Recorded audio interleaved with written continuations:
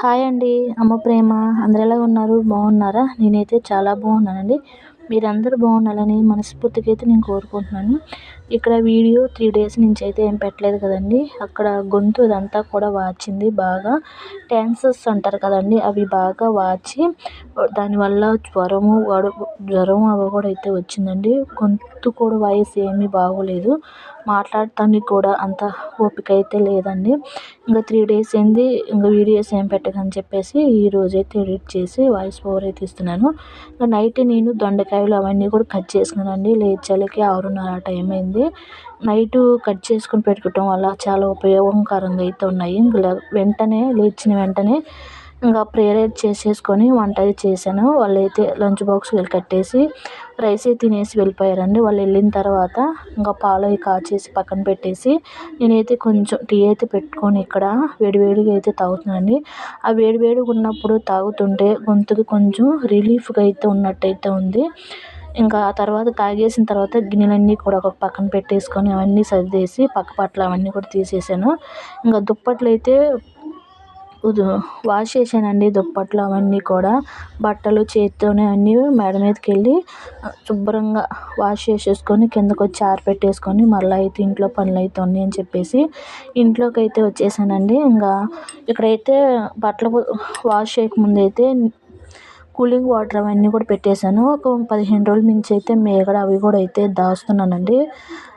కొంతమంది మేగడు పాల మీద తీస్తారు. నేనైతే పెరుగు తోడు పెట్టేసుకొని ఈ విధంగా అయితే తీసి మేగడ దాచిపెట్టుకుంటూ ఉంటానండి. అలాగా 15 రోజులు అయిన తర్వాత ఇంకా మేగడ అయితే తీసి నెయ్యి అయితే చేసేసుకుంటాను. నేను ఫ్రిడ్జ్ తెచ్చుకున్న తర్వాత అస్సలు నెయ్యి అయితే కొనలేదండి. ఇలాగనే నేను మేగడ అదంతా దాచుకొని 15 రోజులకు ఒకసారి నెయ్యి అయితే ఇంట్లోనే చేసేసుకుంటాను. బయట అయితే అస్సలు నెయ్యి అయితే కొనుక్కోనండి. ఇంట్లో చేసుకోవటం వల్ల చాలా మంచిది, చాలా ఫ్రెష్గా ఉంటుంది. మనం చాలా నీట్గా అయితే తయారు చేసుకుంటాం కదా. బయట ఎలా తయారు చేస్తారో తెలియదు. నేనైతే ఇప్పుడు దగ్గర దగ్గర 8 సంవత్సరముల నుంచి అయితే నెయ్యే కొనలేదండి. ఇలా కూలింగ్ వాటర్ అదంతా పెట్టేసుకున్న తర్వాత కొంచెం కొంచెం మేగడ మిక్సీ జార్లో అయితే వేసేసుకొని కొంచెం కూలింగ్ వాటర్ వేసేసుకుంటే వెన్న అనేది వస్తుంది. తర్వాత మనం కాచుకుంటే బాగుంటుందండి. చాలా మంచి స్మెల్ కూడా వస్తుంది. ఇలాగ ఎంతైతే మేగడైతే దాచి ఉన్నదో ఆ మేగడంతా కూడా కొంచెం కొంచెంగా పట్టేసుకున్న తర్వాత ఈ వెన్నని ఒకటికి 4-5 సార్లు నీట్గా క్లీన్ చేసేసుకోవాలండి. ఎందుకంటే నిల్వ చేసుకుంటాం కదా మనము ఫ్రిడ్జ్లో స్టోర్ చేసుకున్నప్పుడు ఆ పులుపుదనం అనేది ఆ వెన్నకి అనేది పట్టుకుంటుంది. అలా క్లీన్ చేయకపోతే అంతగా మంచిగా అయితే ఉండదు నెయ్యి అయితే. ఇలాగా కూలింగ్ వాటర్ వేసేసుకుంటే ఆ పులుపు నీళ్ళన్నీ కూడా మనం తీసేసుకొని పడబోసుకుంటూ ఉండాలి. ఇలాగా 4-5 సార్లు అయితే నేను క్లీన్ చేసుకున్నాను. అలా క్లీన్ చేసుకున్నప్పుడే మనకి నెయ్యి అనేది చాలా మంచిగా అయితే మంచి స్మెల్ అయితే వస్తూ ఉంటుందండి. ఇలాగా పైకి కిందకి ఇలాగ చేత్తో అలా కిందకి పైకి అనుకుంటూ ఉంటే వాటిలో ఉన్న పులుపును ధనమంతా కూడా ఆ నీళ్ళలోకి వచ్చేసి కాచుకున్నప్పుడు కూడా మంచి సువాసనగా అయితే వస్తుందండి. ఇక్కడ 4-5 సార్లు నీట్గా కడిగేసి మరలా ఇక్కడ 5వ సారి అయితే క్లీన్ చేసేసుకుంటున్నాను. ఆ వాటరు ఫస్ట్ పోసినంతగా తెల్లగా లేకుండా చూడండి, నీళ్ళుగా ఏ విధంగా అయితే కనిపిస్తాయో అలా వచ్చేంత వరకు అయితే వెన్న అనేది ఆ కూలింగ్ వాటర్తో క్లీన్ చేసేసుకోవాలండి. ఇలా చూడండి, దగ్గర దగ్గర 2 గిద్దల దాకా అయితే నెయ్యి అయితే వస్తుంది. ఈ వెన్నతో అయితే చాలా బాగుంటుందండి ఇంట్లో చేసుకునే వెన్న అయితే. ఖాళీ సమయంలో మధ్యాహ్నం పూట అయితే నిద్రపోకుండా ఇలాంటి చిన్న చిన్న పనులు అయితే ఉంటాయి కదా, అవి అయితే చేసుకుంటూ ఉంటాను. పొడులు, కొబ్బరి పొడి, పప్పుల పొడులు అలాగ అయిపోతూ ఉంటాయి కదండి. ఇంకా అవి చేసుకొని డబ్బాల్లో స్టోర్ చేసి పెట్టుకుంటూ ఉంటాను. ఈరోజైతే నేను వెన్న చేసేసుకొని నెయ్యి కాచుకుందామని చెప్పేసి ఇదైతే చేసుకున్నానండి. ఇక్కడ ఒక పక్క అయితే గోరువెచ్చని వేడి నీళ్ళు అయితే పెట్టేసుకొని ఇందాక మేగడ డబ్బా అలాగనే మిక్సీ జారు అవన్నీ కూడా వెన్న పట్టిన తర్వాత జిడ్డుగా ఉంటాయి కదా, మనం గిన్నెల్లో తోముకునేటప్పుడు జిడ్డుగా లేకుండా ఆ గోరువెచ్చని వాటర్తో వెంటనే క్లీన్ చేసేసుకుంటే సోపుతో క్లీన్ చేసుకుని వెంటనే పోయిద్దండి. ఇలా గోరువెచ్చని వేడి నీళ్ళతో కడిగేసుకొని పక్కన పెట్టేసుకుంటే మనకి గిన్నెలు తోమేటప్పుడు కూడా అంత జిడ్డు లేకుండా అంత విసుగుతనం లేకుండా అయితే ఉంటుంది. ఇక్కడ ఇలాగా గోరువెచ్చని వాటర్తో అన్నీ కూడా అయితే మీరు డబ్బా అలాగనే మిక్సీ జార్ అవన్నీ కూడా అయితే క్లీన్ చేసేసాను. అన్నీ ఇంకా మిగిలిన గోరువెచ్చని నీళ్ళు అయితే ఉంటే ఆ షింక్లోనే పోసేసాను. ఇలాగ మనము షింక్ క్లీన్ చేసే ముందు క్లీన్ చేసిన తర్వాత కూడా వేడి నీళ్ళు పోసుకుంటే ఎక్కడ బొద్దింకలు రాకుండా అయితే ఉంటాయండి. ఇక్కడైతే ఆ గిన్నెలు అవన్నీ కూడా క్లీన్ చేసేటప్పుడు ఈలోపు అయితే మళ్ళా ఇల్లు అదంతా కూడా ఊడ్చడం అయిపోయిందండి. ఊడ్చి అదంతా చేసిన తర్వాత ఇక్కడేమో పునుగులు చేద్దామని చెప్పేసి ఇడ్లీ పిండి అయితే మిగిలితే ఇడ్లీ పిండిలో కొంచెం మైదా పిండి అవి కూడా అయితే కలిపి పక్కన పెట్టేశాను. కలిపి పక్కన పెట్టేసిన తర్వాత ఈ పచ్చిమిర్చి, టమోటాలు, 2 చిన్నులపాయ రబ్బలు, కొంచెం కరివేపాకు, వాటర్ అయితే వేసేసి వీటిని అయితే ఉడికించుకొని చల్లార్చుకున్నానండి. చల్లార్చిన తర్వాత మిక్సీకి అయితే పట్టేశాను. పునుగుల్లోకి చట్నీ అండి ఇది. అదే టమోటా పచ్చిమిర్చి చట్నీ బయట రోడ్ సైడ్ నమ్ముతూ ఉంటారు కదా, ఆ చట్నీ అయితే చేసినానండి. నాకైతే బాగా ఇష్టం ఈ చట్నీ. పునుగుల్లోకి చాలా బాగుంటుందండి. మేమైతే ఇడ్లీలో కడిగి తింటాము. ఇక్కడ వచ్చేసి పునుగులు అయితే చేస్తున్నాను కదా, వాటిలోకి పచ్చిమిర్చి అలాగనే ఉల్లిపాయ, కొంచెం కొత్తిమీర అవి కూడా అయితే కట్ చేసుకున్నాను. కొంచెం జీలకర్ర కూడా వేస్తే బాగుంటుందండి. కొత్తిమీర, జీలకర్ర అలాగే కరివేపాకు, ఉల్లిపాయ, ఒక పచ్చిమిర్చి సన్నగా తరిగి అయితే వేసాను. బాగుంటుంది. కొత్తిమీర వేసుకుంటే కరివేపాకు వేసుకున్నా కానీ క్రిస్పీతనం అయితే వస్తుందండి. ఇక్కడైతే రుచికి సరిపడా సాల్ట్ అయితే వేసేసి కలిపి పక్కన కూడా పెట్టేశాను. ఇవి ముందు ఇడ్లీ పిండిలో మైదా పిండి అవి కలిపి పక్కన పెట్టేసుకున్నానండి ఒక అరగంట పాటు. అది నానేలోపు అయితే గిన్నెలు కూడా అయితే తోమేసి పక్కన పెట్టేశాను. పిల్లలు వచ్చేసారని ఇంక వీళ్ళకైతే ఆకలి అంటున్నారు. వచ్చి రాగానే అయితే ఆకలి అయితే అంటూ ఉంటారండి. ఇంక వాళ్ళు వచ్చిన తర్వాత నేను వాళ్ళకి పెట్టేసిన తర్వాతనే పనులు అయితే చేసేసుకుంటారండి. స్కూల్ నుంచి రాగానే వాళ్ళు కాళ్ళు చేతులు మొహం కడుక్కోగానే ఇలా స్నాక్స్ చేసేసి వాళ్ళకైతే పెట్టేస్తాను. పాలు ఉంటే పాలు కూడా అయితే ఇస్తానండి స్నాక్స్ పెట్టేసిన తర్వాత.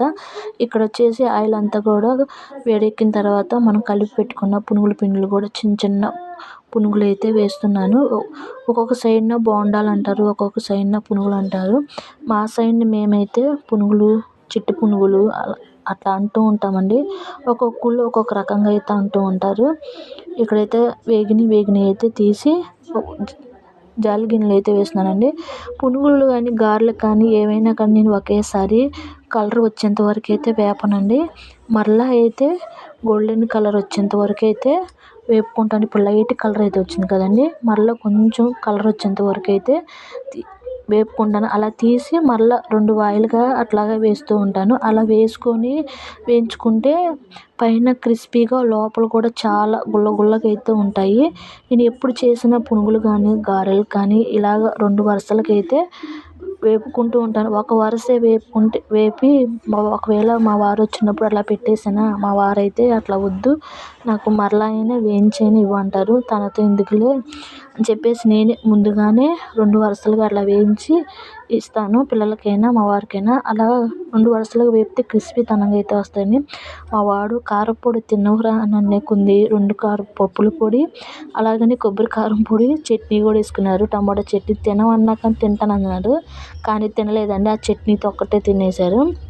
ఇంకా వాళ్ళు అలా తినేసేసిన తర్వాత ఇంకా పనులైతే పిల్లలు స్కూల్ నుంచి రాగానే వాళ్ళ క్యారేజీలు అవన్నీ కూడా తోమేసేసాను కదా, ఇంకా అవి ఎక్కడైతే నీట్గా అయితే పెట్టేసుకుంటున్నానండి. అవి కానీ ఇంకా అలానే ఉంచేస్తే సగం పని అక్కడే ఆగిపోతుంది. మాటికి ఆ స్టాండ్ దగ్గరికి వెళ్ళడం, ఒక ప్లేట్ తెచ్చుకోవడం, ఒక స్పూన్ తెచ్చుకోవడం అలా అవుతూ ఉంటుంది.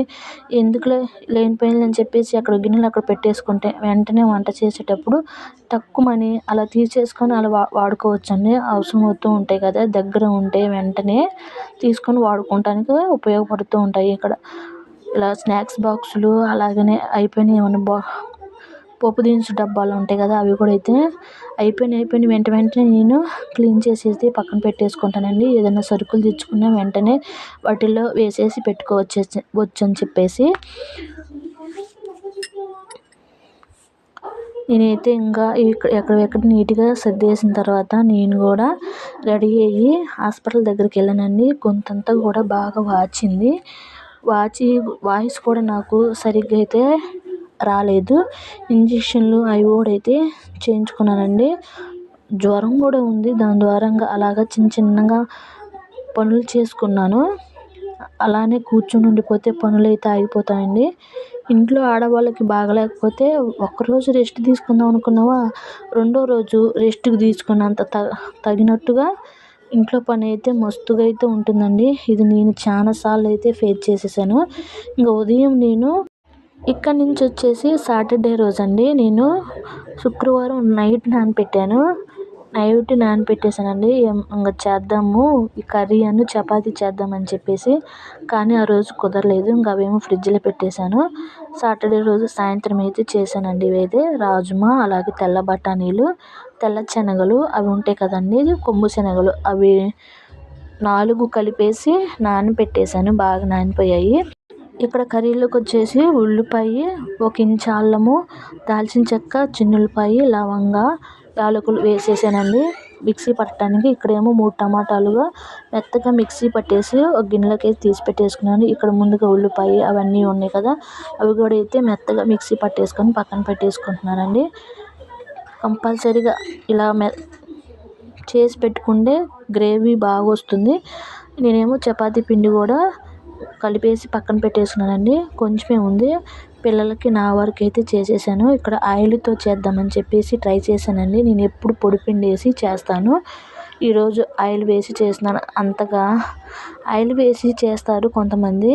నేను కూడా అంతకుముందు అత్తి చేసేటప్పుడు చూశానండి, బాగా వస్తాయి. పిండి కొంచెం జోరైపోయింది. పొడిపిండి కూడా లేదండి. ఇంకా ఆయిల్తో అయితే చేస్తున్నాను. ఇక్కడ అత్తయ్య అయితే ఆయిల్ వేసి బాగా చపాతీలు మడత పెట్టేసి చేస్తుంది, బాగా చేసిద్ది. అలా చేయటం అయితే నాకు రాలేదు. ఇక్కడ చపాతీ చేయటం కూడా అంతగా అయితే పర్ఫెక్ట్గా రాలేదండి నాకైతే. ఇంకా అలా చేసేసాను. ముగ్గురు కలిపి మనిషికి 2 చొప్పున అయితే వచ్చేసాయండి. ఇంకా చపాతీలు కాల్చేసిన తర్వాత కర్రీ అయితే చేస్తాను. ముందుగా అయితే చపాతీలు కాలుస్తున్నానండి. ఇక్కడైతే చూడండి, ఇక్కడ తీస్తుంటేనే కొంచెం అతుకుపోయి అందరంలాగా అయితే పడింది. అయినా కానీ ఏం పర్లేదండి, మనం కర్రీలో పెట్టేసుకొని తింటాం కదా. ఇక్కడైతే చపాతీలు చేయటం కూడా అయిపోయిందండి. కొంచెమే ఒక 6 ఏమో వచ్చాయి. ఇంకా సాయంత్రం మా వారు తినరండి నైట్ అయితే. అందుకని చెప్పేసి మా వారికే చేసేసాను. కొన్ని ఏమో ఉడికించి పక్కన పెట్టేసాను. మా వారికి ఉల్లిపాయ అవి కూడా వేసేసి ఇస్తే తినేస్తాడు. ఇక్కడేమో పోపు పెట్టేస్తున్నానండి. వీటికైతే చెక్క, లవంగా, యాలక్క. ఆయిల్ కాగిన తర్వాత ఆయిల్లో వేసి కొంచెం జీలకర్ర అయితే వేసేసానండి. జీలకర్ర వేసిన తర్వాత ముందుగా మనం ఉల్లిపాయ, చెక్క, లవంగా, అల్లం వెల్లుల్లి అవన్నీ వేసి మిక్సీ పట్టేసాం కదా, అవి కూడా వేసి పచ్చి వాసన బాగా పోయేంత వరకు అయితే వేపుకోవాలి. ఇక్కడ వేయించుకునే దాంట్లోనే ఉంటుందండి టేస్ట్ అంతా కూడా. అవి కూడా వేగుతూ ఉండగానే నేను సన్నగా కట్ చేసి వేయాల్సింది, నేను పచ్చిమిర్చి బారుగా కట్ చేసి వేసానండి. సన్నగా కట్ చేసి వేస్తే త్వరగా వేగిపోతాయి. ఇక్కడ అదంతా ఉల్లిపాయ పేస్ట్ అదంతా కూడా పచ్చి వాసన పోయేంత వరకు అయితే వేపుకున్నానండి. వేపుకున్న తర్వాత 3 టమాటాలు అయితే మెత్తగా మిక్సీకి అయితే పట్టేసుకున్నాను. మిక్సీ పట్టేసుకుంటే గ్రేవీ ఎక్కువగా వస్తుందండి, బాగుంటుంది కర్రీ అయితే. ఇంకా టమోటాలు అవన్నీ కూడా వేసాం కదా, అవి కూడా పచ్చివాసన అంతా పోయేంత వరకు ఉంచేసిన తర్వాత పసుపు, ఉప్పు, కారము, ధనియాల పొడి, జీలకర్ర పొడి కూడా అయితే జీలకర్ర పొడి వేయలేదండి. అవన్నీ వేసి ఇవి కూడా కారం అవన్నీ కూడా పచ్చివాసన పోయిన తర్వాత కొంచెం కసూరి మేతి వేసుకున్నానండి. టేస్ట్ చాలా బాగుంటుంది దీంట్లోకి అయితే. అవి కూడా వేసి కలిపేసుకున్న తర్వాత ముందుగా మనం ఉడికించుకున్న అవి కూడా వేసేసుకొని ఒక 5 నిమిషాలు మీడియం ఫ్లేమ్లో పెట్టేసుకొని ఉడికించుకోవాలండి. 5 నిమిషాలు ఉడికించుకుంటే ఆ మసాలా అవన్నీ కూడా ఉడికించుకున్న ఆ చెన్నా దాల్కి వాటికి పట్టుకుంటుంది. అప్పుడు టేస్ట్ ఇంకా బాగుంటుందండి. ఇక్కడైతే ఉడికించుకున్న చెన్నా దాల్లో వాటర్ అయితే ఉంటాయి కదండి, అవి అస్సలైతే పడవేయమాకండి. వాటిలో ఉడికించుకున్నప్పుడు విటమిన్స్ అయితే ఉంటాయి కదా, ఆ నీళ్ళల్లో ఆ నీళ్లు పోసుకుంటే బాగుంటుందండి. ఇక్కడ ఆ నీళ్లు అదంతా వేసేసిన తర్వాత ఒక 5 నిమిషాలు దగ్గరకు వచ్చేంత వరకు అయితే ఉడికించుకొని మీరు తినగలిగే గ్రేవీ అంతవరకు ఉంచేసుకొని లాస్ట్లో అయితే కొంచెం కొత్తిమీర వేసేసుకుంటే చెన్నా దాల్ కర్రీ అయితే రెడీ అయిపోయిందండి. ఇదండి ఇవాళ వీడియో. నచ్చితే లైక్